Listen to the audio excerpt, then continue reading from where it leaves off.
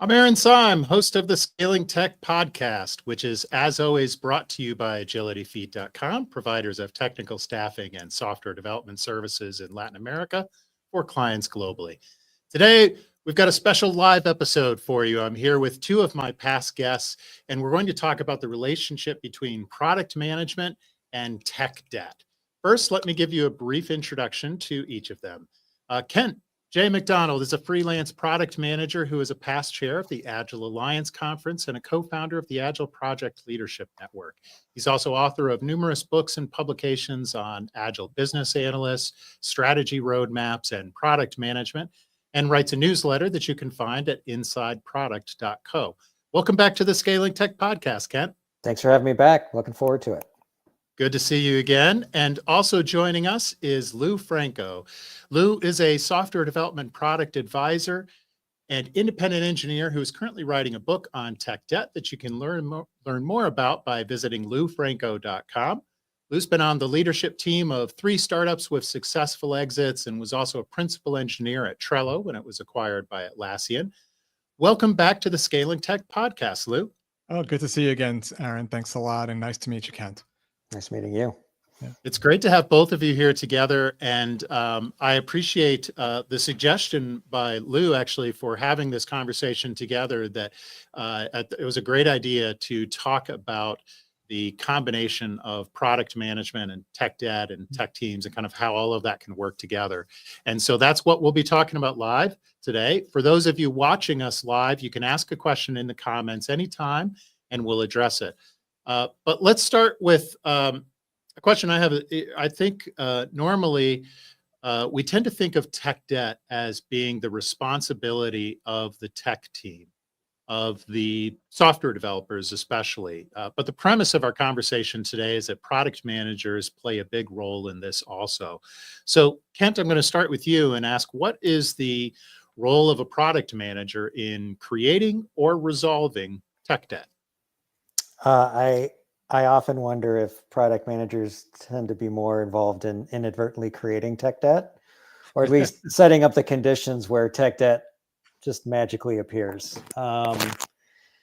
Primarily because due to either not lack of clarity as far as what you're trying to accomplish, or more often than not, time pressures that drive the team to say, oh, we got to get this done, so let's just do it quick and dirty, and we'll come back and fix it later. And then you never come back and fix it later. Right. Yeah, there's that second step seems to happen a lot less often than the let's do it quick and dirty part, for sure. So Lou, let's then kind of go to you next to say, how should the tech team work with the product manager as they categorize and tackle tech debt? So one of the things I'm trying to bring out in my book is that I want engineers, when they're dealing with their tech debt backlog or whatever they're doing, to put on a product manager kind of hat with it. So to approach it in the way they would, but rather than the customer being the business's customer, one of the most important customers of the fixing of tech debt is the developers themselves. So they are the ones that are going to benefit from the tech debt being paid off in developer productivity. So they should also think about, things that a product manager thinks about, a benefit hypothesis or whatever the ROI is going to be of it. And to do the kinds of activities that a product manager does, thinking about an overall strategy and how this tech debt fits into that, and less be governed by whatever opinions or frustrations they might be feeling with the tech debt as they're encountering it all the time. But I also do agree with, I don't want to agree with Kent that the product manager causes the tech debt, to some extent, but that it arises from the world changing and our understanding of the world changing. And we all have an incomplete knowledge of all of that, and it changes. So yeah, to the extent that that's coming externally from the engineers, I think it's because of just this incomplete understanding, and also just we can't predict everything. No, we can't predict everything. And because you can't predict everything in software development, right, there's often points of tension that arrive, especially as deadlines arrive, as budgets start to get low, that sort of thing. And so there's a number of, topics in normal software development lifecycle that can become very tense. And tech debt is certainly one of those. And I think you can kind of already sense that in how each of us is addressing it. Kent is kind of saying, hey, product managers, we might be responsible for some of it. And, and Lou's trying to say, well, it's not all your fault, right? Like we're having a delicate conversation here, and that's reflective of reality a lot of times, right? Which I think is what makes this interesting and makes this, conversation kind of between all of us an interesting one too, because it, to some degree, it's a matter of terminology, and it's a matter of how well I think you communicate as a team. So yeah, I have a lot of questions around, that for both of you. Again, you're both also welcome to ask each other questions or follow-ups at any points. And just a reminder again, for those live, you're welcome to join the conversation by posting a comment in the live stream on LinkedIn or YouTube. Kent, I want to, speaking in terminology, I want to define a little terminology up front here too, because there's a difference between product owners, which we talk a lot about in Scrum teams, and product management roles. And so to kind of set the base for that, for those not familiar, can you describe that difference, and does that affect the level to which they might interact with the team directly around tech debt? Yes. I look forward to the day when we no longer have to always clarify the difference between the two. Sure. But I don't think that day is coming anytime soon. So product owner effectively is a role that was created as part of Scrum to represent the person on the team that's effectively making decisions about what the team is not going to do. And in some cases, product owner being a role is something that folks filling the product manager job fill, right? Mm-hmm. But as more and larger organizations got a hold of it and started looking for new titles to create just for the sake of creating new titles, we started turning product owner into a separate job. It's the poor soul that all they get to do is work with the development team all the time and don't have a lot of customer facing insight, whereas product managers in those organizations do tend to be that way. I think if you were to look at how Scrum, and I hate to say things like Agile says or Scrum defines or things like that, but for this case, it's helpful.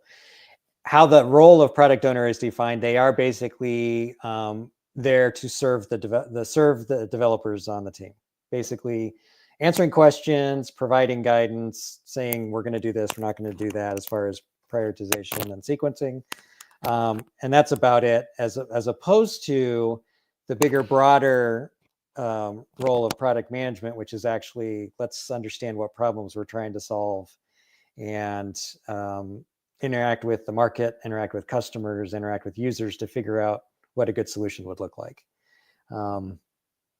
And I think that difference in those two things and who's actually interacting with teams can contribute to tech debt for the reason I mentioned before, which is maybe there isn't a lack of clarity, or there is a unrealistic or unsupported time pressures involved that drive the team to do things in a way that they maybe wouldn't do if they had a bit more time to figure it out, or if they didn't really have a good understanding of what the ultimate goal is, which can also happen especially if you have product managers who are kind of laying out, here's the problem we're going to solve, but that message doesn't get fully translated to the product owner and hence the team that's building stuff. Right. Right.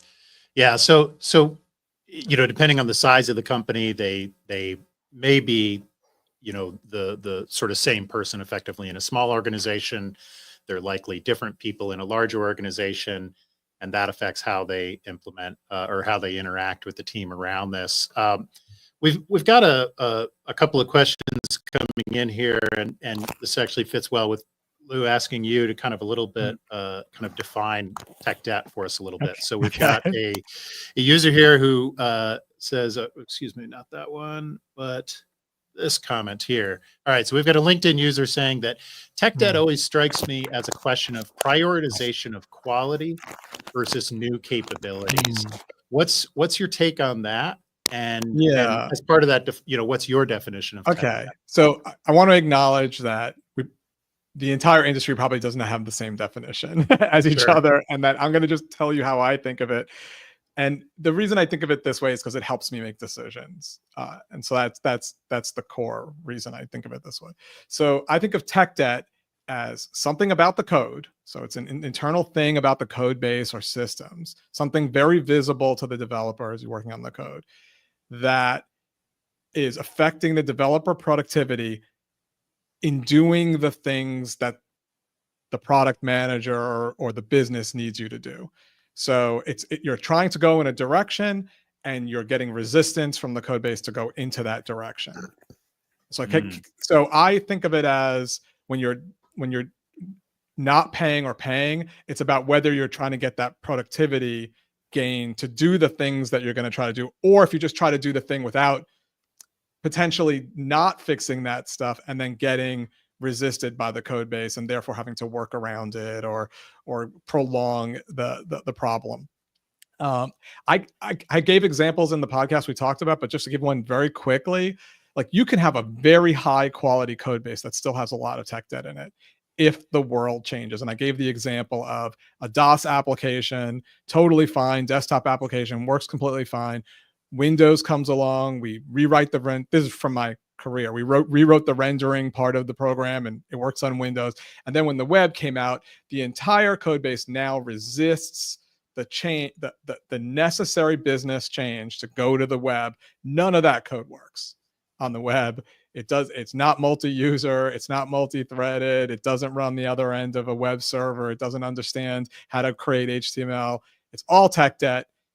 It says nothing about the quality of that code. The quality could have been fine throughout. We could have never taken a shortcut, but it's still tech debt because it resists our roadmap. That's how I think of it. It's like it's causing developer productivity problems trying to get the roadmap. So paying down tech debt is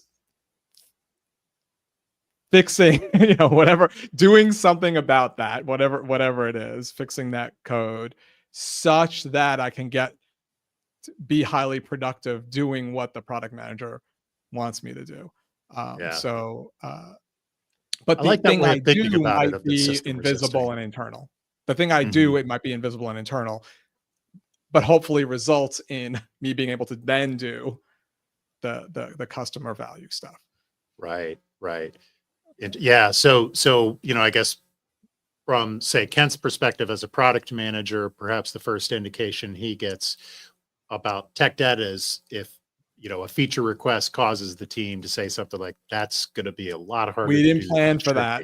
We didn't plan for that. Yeah. We didn't build that into the system, or that, we never thought about that before. Right.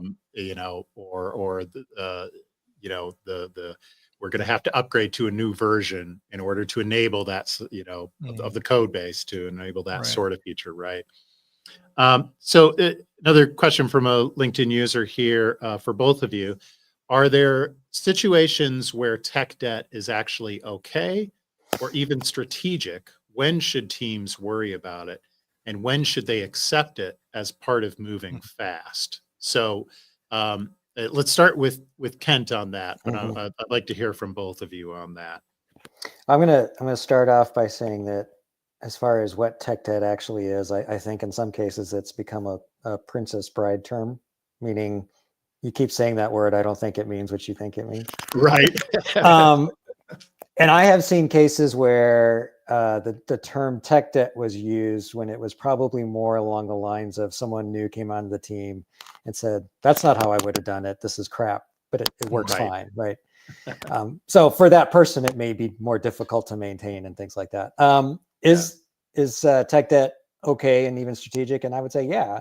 And for example, to get some good explanation of this, a few years ago, Agile Alliance had a program where they actually had this full exploration of tech debt. And one of the main things I remember seeing from that, because I was at that time working at Agile Alliance and was posting all the stuff they were putting out there, was the whole concept that one of the reasons you explicitly decide to do tech debt is because you can do things quickly so that you're getting stuff out there to learn, right? And so that's where it makes complete sense to not do completely bulletproof code. Is it's going to be quick. We want to try something out. We want to see what happens. But again, that's the whole, and then we'll go back and clean it up later, which may or may not happen.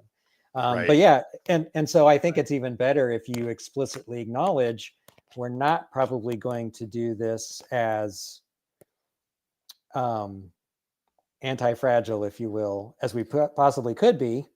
But we know that we're accepting that because there's other things that are a little bit higher. It's like I used to have, kind of going back to the last question about prioritizing quality over new capabilities. One thing I like to do when I'm starting with new customers is have a discussion about the different, I call it a constraints matrix. So like time, quality, cost, scope.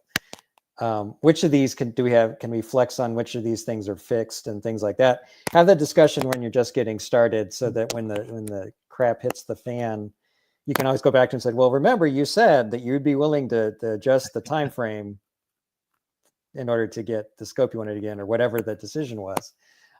So that's sometimes where tech debt plays into that is we make the conscious decision. We're okay with the code base right now being a little bit dirty. Yeah. In interest of other purposes. Right. Yeah. And so, quick follow-up on that then. I mean, if you make the decision as a product manager of saying, hey, I know you want to do it kind of the right way, this way, that would take a longer period of time, but we've got to get customer feedback on this concept right away. So get something out there quick and dirty. And so everybody can kind of agree that, okay, that's a good strategic decision, perhaps. How do you, especially in a situation like that, where maybe the decision of accepting that tech debt is coming from the product manager, how do you, I guess, enforce, for lack of a better word, or maybe just remind the team or yourself that we've got to build in some time to refactor this code, 3 months down the line? Like, how do you make sure that happens instead of it being forgotten, which we know happens a lot? The big part of it is making sure I don't forget about it. Yeah. Primarily yourself as the product manager. If I could jump in. In the last team I worked on, there was just a set amount of time. So we had a budgeted amount of resource each quarter for how much we were going to spend doing those items. And then, I'm going to just arbitrary numbers, but if we said 30% of our budget was going to be spent doing these kinds of things, then 3 of the 10 developers, they would work only on that. And that encompassed more than tech debt, just anything that was engineering focused. So it was just, we got the budgeted, the PM and EM, the product manager and engineering manager agreed on the split, whatever that is, negotiated it, however they negotiated it. And then the engineers got that time to do it. And it was just known that was it. And then, I think that to talk about like, when is it strategic, I totally agree with Kent. If you're going to throw it away, if we're prototyping, if you're learning, you shouldn't care like what that code is like. And I think engineers would understand that. Another time you wouldn't care is you got something, you made something, it's totally working. It's the whatever quality it is, but it's totally working. And you're not going to change it. You're never going to change it, or you have no plans to change it. Then you're not maintaining it. And the tech debt, it might be there, but it's only theoretically a problem. I think I would wait more till I know it. if it's starting not to be able to scale, I would wait more towards I know that that's a problem. Who knows if even anyone's going to adopt this in the numbers we're doing. So I think there are a lot of times where if it's not really blocking you, I wouldn't emphasize that as the most important tech debt to pay. Right. Yeah. So there's kind of, two angles, I guess, to take this from. I mean, one is, and this kind of gets to, I think a question here on YouTube from Rafa about how do you balance addressing tech debt with delivering new features, especially when leadership is pushing for faster releases, as they often will, right? So I think, Lou, not to put words in your mouth, but I think you partly said that in terms of, well, we set aside 30% capacity in the team for addressing. Yeah. Again, that's just an arbitrary number. That's not the number. Yeah. Whatever the team agrees on for this quarter or whenever. Right. So that's one side of it, creating the space to do the work.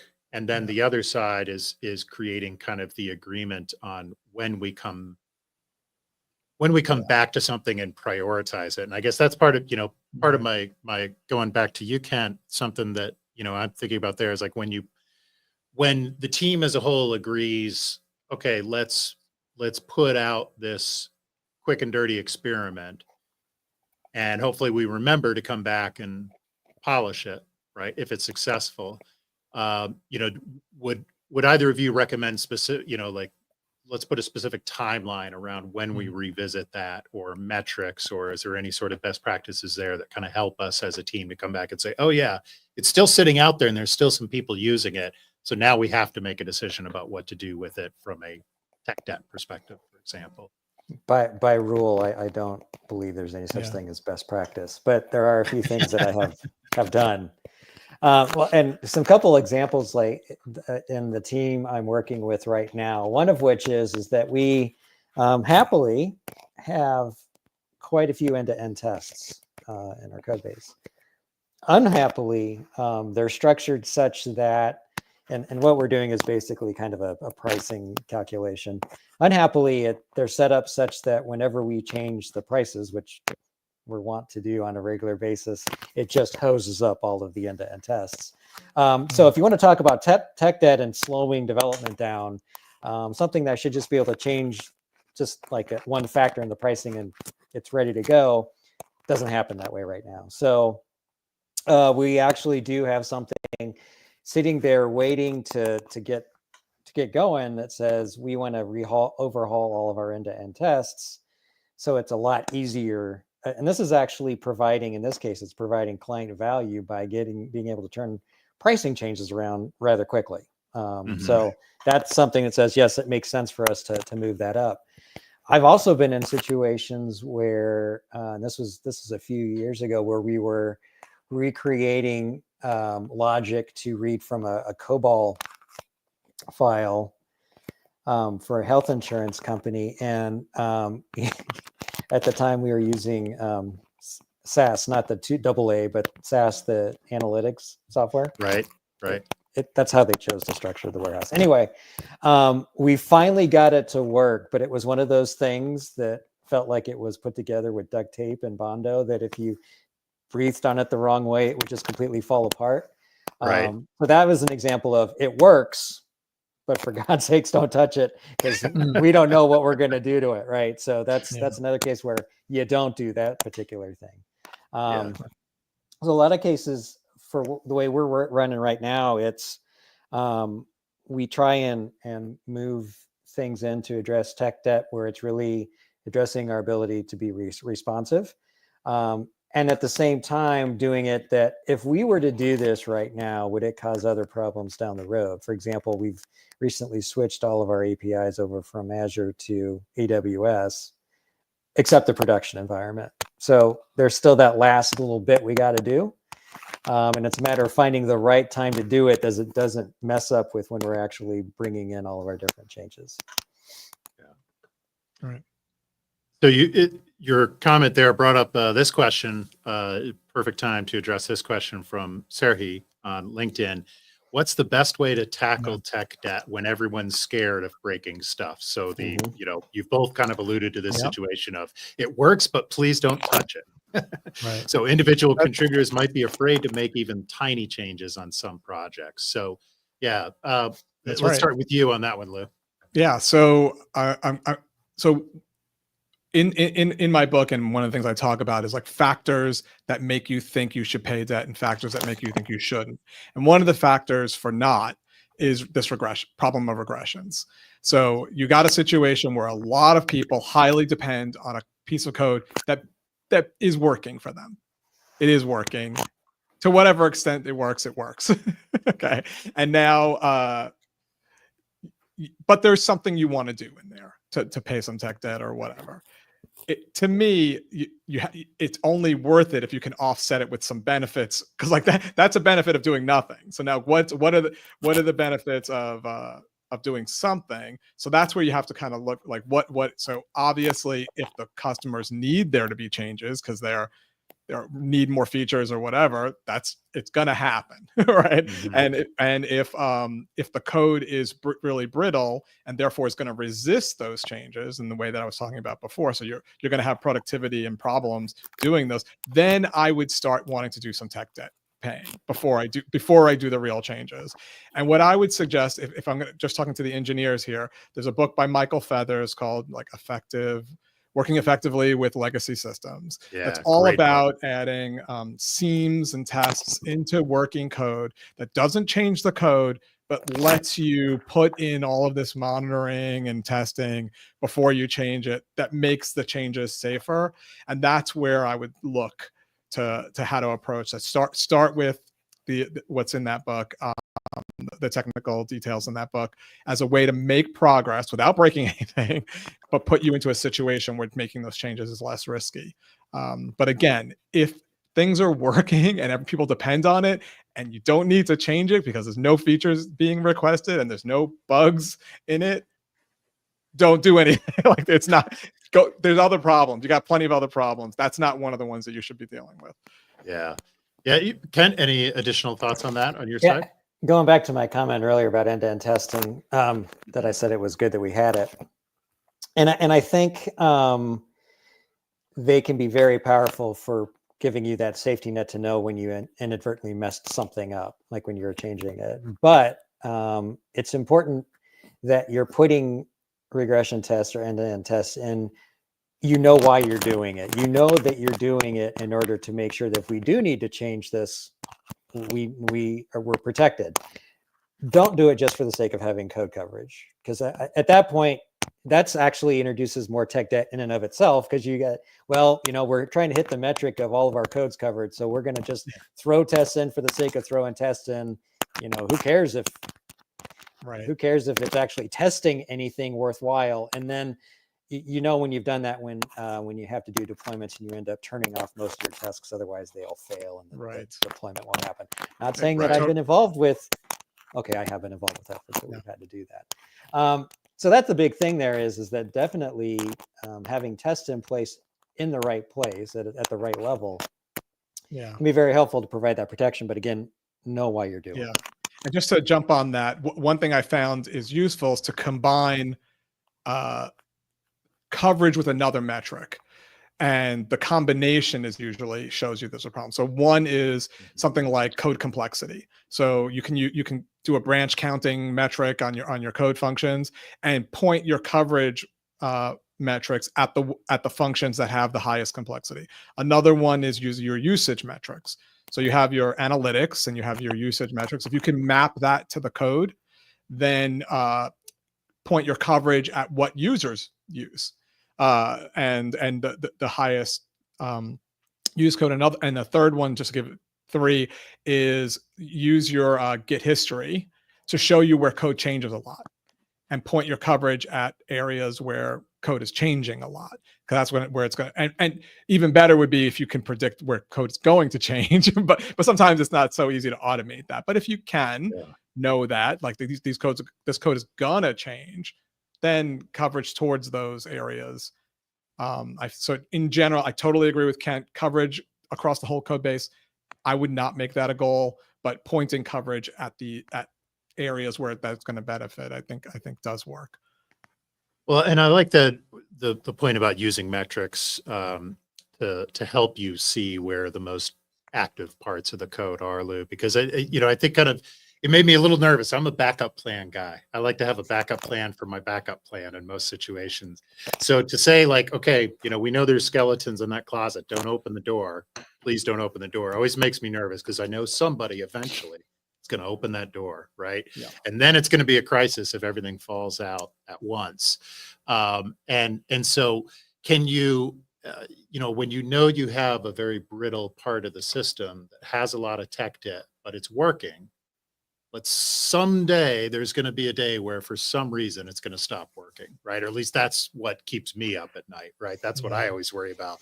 And so if it's almost like I want to have something ready to go, something that I've been working on in parallel where I'm not touching that code base, but I kind of have, the backup system, at least an idea of how it's going to work. And I don't know, maybe that's kind of what I was trying to think of. How do you make the decision to make that investment? Because that might be a hard case to make to the business of, building a backup to the backup. But maybe, I don't know, maybe some of those metrics can help you make that case. What do you think?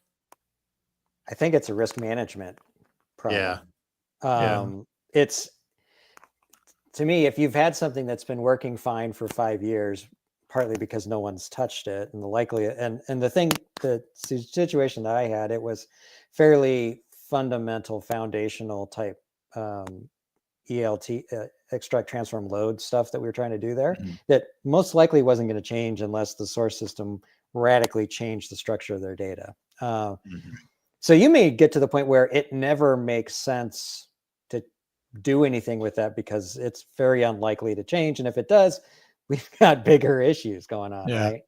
But if you've got a very critical part of your overall system that feels like it's likely to change, a risk management kind of discussion might say, you know what, it's probably worth spending a little bit more effort into getting that right. Or it could be someone new came to the team and looked at it and said, this is absolute crap. We should do something about it. And they speak loud enough that it bubbles up to the surface. So I would say, if prototype spikes, it's always like maybe useful to do something. If you have some problem that you think is a looming problem, I guess what I would say is do some stress tests, like way beyond what your current usage is. See if there's problems. Put in observability so that you're monitoring how you're getting towards your stress test, and then lightly prototype possible solutions to give yourself a plan. And I think it's just like managing that you got your stress test that's telling you where you have to go. Maybe you'll know that you can get past that number with some scaling, horizontal scaling or something. But if that's not going to work, I don't know, use your observability. Generally, I think most people would be happy to know that their problems are being caused by having lots more users. Right. That's not the worst problem. But you can manage doing that better than just falling over. But I wouldn't build a whole parallel system just on speculation. All right. I'll try to relax a little bit more. No belt and suspenders for you. Right, exactly. Belts and suspenders. I mean, it does, as you said, Kent, with like risk mitigation, right? You always have to kind of have that 4-square quadrant of, what's the impact of this change or this failure, perhaps. What would be the impact of this failure on our customers and our business if it does happen? And what's the likelihood of it? So, I should stop worrying about, comets hitting our data centers and focus on things that are a little more likely to happen, perhaps. Right. But, it's a question here from Lauren asking, someone in a similar vein, I think, how do you recommend planning for tech debt in a long-term roadmap, right? So I think that, like Lou, you talked about allocating a certain portion of the team or their time to addressing tech debt. So that can certainly take care of the situation where the team has the authority, let's say, over deciding what to work on during that time. Right. But I have also seen situations where teams, when they're doing like a longer term quarterly roadmap or strategy session, that, there's even debate perhaps on like, okay, is this thing on the roadmap? Is this actually a new feature, or is this technical debt work, or do we need to budget technical debt work for this? So like, Ken, do you put tech debt under that name in a roadmap? I haven't done, not lately, didn't do tech debt, but right now I'm living in the quarter of flexibility. So the end-to-end test rehaul that I mentioned earlier is one of 3 main chunks that we had actually slotted to work on right now, because when we made that decision, there weren't any substantial, significant new capabilities coming down the pike. We had just gotten a couple things off the radar. So we said, this is a good time to do this kind of thing, because one of them is that we know that our client likes changing prices quite frequently. So we had to make it as easy to do that as possible. Right. And unfortunately, we didn't get it done in time to do a big price change that we just got finished with. But now we're going to do it. So yeah, so we basically have a roadmap, use a now, next, later roadmap, and we will occasionally have items in there that inherently are affecting or impacting technical debt, like fixing it, not creating more. But it's not labeled as technical debt. I try to label it as in some way of expressing what impact it's bringing to our users and customers. Okay. Interesting. Yeah. So what I have done and then what I think works is, so product managers, this is one of those areas where I think putting on a product manager hat could help and the engineering side, which is they're doing a bunch of stuff before anything ends up in a road. They're thinking about lots of, and they might have another system for that. I think there are product management systems to do that, or it might be a spreadsheet or whatever it is. I do think the engineering leads, like, so the engineering manager or tech lead or whatever, should be maintaining like this, like all the ideas that people have, that are all the frustrations and all the things that people are calling tech debt in the system. It's not a roadmap. We're not necessarily going to do anything about any of it, but just understanding all of it and what exact impact it has, and looking for ways to, like, looking at this, the future roadmap, and looking for like problems, like things in there that they have that are going to possibly cause problems, and then bringing that stuff potentially and bring it to the PM or product or whatever your system is, and getting it into the roadmap. And now you can make a case, right? So now you have it's this thing that was an internal thing that it's hard to explain, but it's a problem. Is going to cause a problem with this next thing in the next column roadmap, and here's how it's going to cause that problem. And now I can make a case to the PM that this thing belongs on the roadmap. And so that's kind of how I think about that. Like, I think there is a idea of a tech debt, I'll call it backlog, that is separate from the real backlog, but it's just like all the crazy ideas that you could possibly have for the purpose of just understanding it and being able to use it to understand what it might do to product roadmap. The way I approach that is I have a collection point for feedback, whether it's user feedback, customer feedback, team feedback, that dumps into there. And then on a regular basis, I'm pouring through that and analyzing it, synthesizing it, pulling it together to say, what does it make sense to get things on, like bigger efforts to get on the roadmap, or things that we can slot in on the actual backlog. The reason being is, one, it keeps your backlog small. It takes away the mechanism of saying, oh, we'll put it on the backlog to kind of just tell someone to go away. Sorry, Right. you don't have that anymore. That's exactly, I'm going to say that's exactly why I did what I just explained. Like, I'm keeping it off the real backlog in a separate thing, and looking opportunistically for when we'll actually do it to bring it into the real backlog. And then the other thing I found is that oftentimes, and this happens both with user feedback and with things brought up from the team, is that oftentimes you'll have some specific incident that happens. They'll say, oh, we got to fix this. Da, da, da. And if you look at them, 90%, or well, not that much, 75% of the things are actually addressing the same underlying issue. Right. Like we kept having things pop up. Oh, we really ought to fix the end-to-end tests, said in different ways, but what it all came down to is we need to fix the end-to-end tests. So that way it helps you kind of see those different points of information and say, there's a trend starting here. We need to do something about it. Yeah, that's interesting because we have this question on LinkedIn about, how to talk about it without turning it into a blame game, and how you make those conversations productive. You both just kind of, you know, partly address that. Like, Kent, you're kind of using a term like feedback and collecting feedback, and that's obviously a more positive way, you know. And something I'd wanted to ask you all both too was about like how transparently you should handle this. And Lou, it sounds like, you've kind of got your tech debt backlog to the sides, and you've got your allocation of time within the team. So some of it maybe you're not doing Yeah. transparently at all. And that's okay. I do think there should be some autonomy for the Yeah. team to just deal with stuff they just know but cannot totally explain what Right. they need to do. And I would add that there should be some transparency about what they did and what effect they think it had, and some explanation of the benefit, which might be productivity or frustration release or happiness is fine, like about it, or having a coding standard, like a standards, like if we can time box it to what what we think is appropriate, letting them be autonomous within that, I think alleviates the frustration and the feeling that they can't get others on board. If you can give them some time where they don't have to get anybody on board, as long as they can show some that they did something worthwhile. And I think the engineering management will understand if that's true, but I think they should try to make the case that it had some other benefits. I think that's not that hard.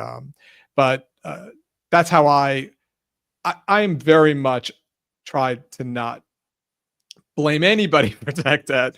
I think for the most part, it arises from just situations that everybody would make that same decision, given the situation where it's a trade-off that is usually logical. Like it's just, I really do believe that. And it might result in code that has, let's just say, messy, that makes people frustrated, but having a really awesome code base that doesn't have customers is not going to help anybody.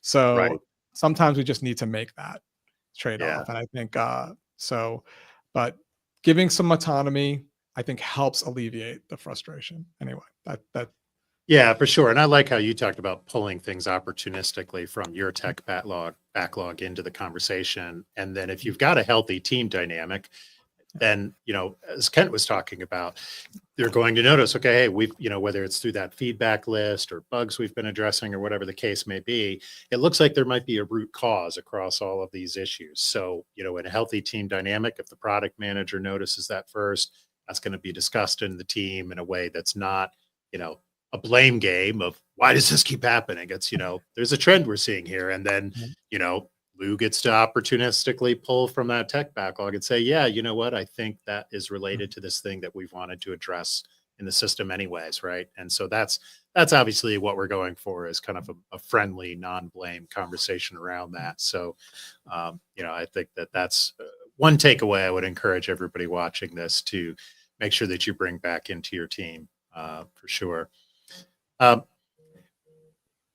We've had a lot of great questions from viewers, which I appreciate. One I wanted to make sure that I get to as we're starting to get to the end here is with we can't go through any conversation without talking about AI to some degree. And unfortunately, I would say, but this is kind of what I want to get your take on. There's a lot of talk about tech debt in AI assisted software development as well, and saying that, it's okay to maybe we even need to embrace creating tech debt for the sake of releasing a new feature every week, for the sake of, doing faster software development. I'm curious, what do both of you think about kind of this concept of embracing tech debt when doing AI assisted development? Thumbs up, thumbs down. I would go ahead. I would say that the answer is no. In effect, AI, if you're using AI to roll out features faster, hopefully you're not doing it in a move fast, break things approach, because I think we all know that doesn't necessarily work as much as it used to. Unless you're just prototyping things, but then it's back to the same thing, that you're choosing to take tech debt even when you were having people code it by hand to get it out there fast. So you're just using a different tool to do it. Exactly. If you got people saying, "Oh, well, it's okay to do tech debt 'cause we're using AI," I think you're missing the point. Yeah. It, Yeah. and you're It's going to it, it's probably I, go I ahead. was going to say, I think it's great that we can create prototypes much faster, and then therefore we should be even more okay with throwing them away Yeah, because they didn't There cost you that exactly. go. much. They didn't Exactly. cost that much to make them. And I also think a prototype is better than a spec in a lot of cases Mhm. in terms of communication. So when the idea that product managers or non-professional programmers can create code to represent their ideas and their knowledge of the domain, I think it's great. A lot of that stuff is easier to turn into the production system than a document, right? So like where I have to like put it through I take the Brock document, put it through my brain and come out with some code that may or may not actually implement what that document says, or it's maybe impossible to totally describe what you want in a document. But running code uh, is useful. I think in a way it takes the place of what Excel might have done. Excel and some other prototyping systems, UX, Figma or whatever. Like if you give me like a working thing and I'm not going to use that to build the real thing, that's great. Yeah. The key thing with that though is but we're going to go back and clean it up and make it yeah, bulletproof later, which right. I think what's going to happen is everyone's assuming that AI is just going to make it No. all Yeah. happen. And I think people are forgetting that, no, we probably still need to do that last 10% that takes 90% of the time to get it Yeah, and where a working lot of the If it's exactly the going way to, we want it. if it's going to be Yeah. real and really in production, yeah, for Mhm. sure. Like Yep.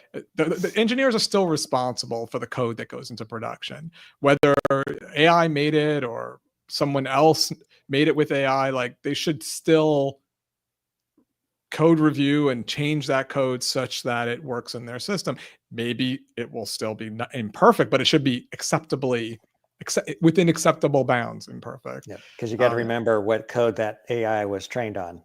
Chances are Yeah. it's probably got right. a lot of tech debt in it to Our begin with. code, which was Yeah. also too bad to begin with, Right. which was like Right, exactly. Okay, so yeah. what I'm hearing from Kent is, look, AI tools just amplify what we as humans can do, and we can make mistakes, right? So I think that's part of what I'm hearing from Kent. Right. They're human developers, only more so. Right. Even more so. Yeah. Yeah. And then what I'm hearing from Lou is, hey, this is great that we can do things faster. So let's throw them away faster too. Yeah. And I like those concepts. To me, that, is like, that's a good, maybe a good way to think about what I would say are like the positive aspects of, this trendy term of vibe coding right now, which is, building things rapidly with AI assisted tools and maybe without worrying too much about, best practices or tech debt. But as when another LinkedIn comment here, do you think that this trend of vibe coding is going to greatly increase tech debt? And so, Lou, I'll turn to that. It's 100% up to you, right? Right. So it's like You can use this tool for good or evil. If you go into vibe coding is really about never looking at the code. Okay, like that's what when it was coined, that's what it was about. 100% AI prompting, and don't look at the code, only look at the output. Mhm. Okay. If you do that and you make a prototype and the prototype basically works, or you make your one-off little system, or you make your little business app that you're helping out an HR person do their one little thing they need to do. Yeah, maybe that's fine. Like and do that. But if that's what you're doing to make your product, your B2B SaaS product that has a million users, like I'm a little worried about that. Again, for prototypes, totally fine. If you're going to read all the code, well, that's not vibe coding anymore. Now you're reading it and you're code reviewing it and fixing it. Great. That's the job. Absolutely create it with AI. That's what I do. Like I create a lot of code with AI, but I read every single line and I vet it and I bring it into my system as if I were a code reviewer and anyone wrote it. That's not vibe coding. That's just using AI to be faster. Like so. But if you just bring that stuff in and you never looked at it, it's probably. I mean, the question will be, can you change it that same way with AI? If you can, then I guess it's not tech debt. Like, because what I Right. said was, if it resists you and your developer productivity from doing what you want to do, well, then I guess it wasn't tech debt. I don't think that will be the case. I don't think it will grow very well, but maybe I'm wrong and maybe it gets better. I don't know. Right. Right. No, that makes sense. All right. And we're going to have one last viewer question here and then wrap up. So Rafa wants to ask, how can teams measure the real impact of tech debt beyond just slower development speed, hidden costs, team morale, or onboarding difficulties that leaders should pay more attention to? How would each of you kind of address that? And are there ways that you can, or maybe wish you could measure those better? I mean, Whoever developer wants to go surveys first. is one thing. Sorry. Okay. That's Yeah. and I do think it's important, and I think it should be measured. And I think a lot of teams do that. And so, Yeah. Developer surveys is good. yeah. Kent, what about your side in terms of, I don't know if Rafa's referring here to like onboarding of users or onboarding of developers, but those are things a product manager cares about. Are there things that you see that tech debt creeps into? Oh, yeah, and I may not be like your ordinary product manager. I mean, I don't come from a development background, but I've made it a point to get familiar with the code base. And so because we're often changing factors that go into the pricing calculations, I've gotten comfortable enough poking around in the code to be able to change those things to get quick turnaround time until the damn end-to-end tests break, right? Which I can't fix those. So, I mean, that for me was one of the big clues that says, we got to fix this, right? We aren't able to turn things around as fast as we should. And so it's where, from a product management standpoint, there's value in understanding. Yeah, you don't have to be the one writing it yourself. And grant, yeah, you could go off and vibe code, but again, remember, at some point you're going to have to productionalize that. But understand how the guts of the system work, so that you have a better appreciation of when we've made the decisions we've made to get things out the door faster, what impact's that going to have down the road when we try to change it? Because most systems I know don't stay static for very long if they're a worthwhile system at all. And I'm coming from an internal product space where it's always working for where your users are people inside your organization. And that's just as much of a case as if you're doing a commercial product. Right. That makes sense. All right. Well, Lou and Kent, thanks to you both. I think we've had a fantastic conversation. A lot of great questions from viewers too. I really appreciate that. Are there any closing thoughts that either of you want to share? And also make sure to let us know, how can our listeners learn more about your work and get in touch with you? And I'll start with you, Lou. Why don't you go ahead first? So I am, one of the things I'm working on right now, I'm working on a book about tech debt. A lot of the things that I think about it, and I talked about were in that book. It's called Swimming in Tech Debt, which is, I think, of the antidote to drowning in it. And you can find out more about that book at loufranco.com. It's been through one round of editing. I have to do another round. I'm still hoping to be in the first half of the year, but I send a lot of excerpts to my email list. So if you go to loufranco.com and join the email list there, I'll send excerpts soon. And if you just email me, I'll probably send you an excerpt if you want. So please do that. And then on that site is a blog. I've been blogging for 20 years. I write a lot about tech debt. I write a lot about other engineering things. And so, and it's categorized. So if you might find things on there that might be of interest to you. Perfect. So that's loufranco.com Yeah. for those of you watching. And Kent, how about you? Any closing thoughts, and how can people learn more about your work? Yeah, I think the main thing I would say is it's always helpful to understand what the impact that tech debt is having on people that are using your system.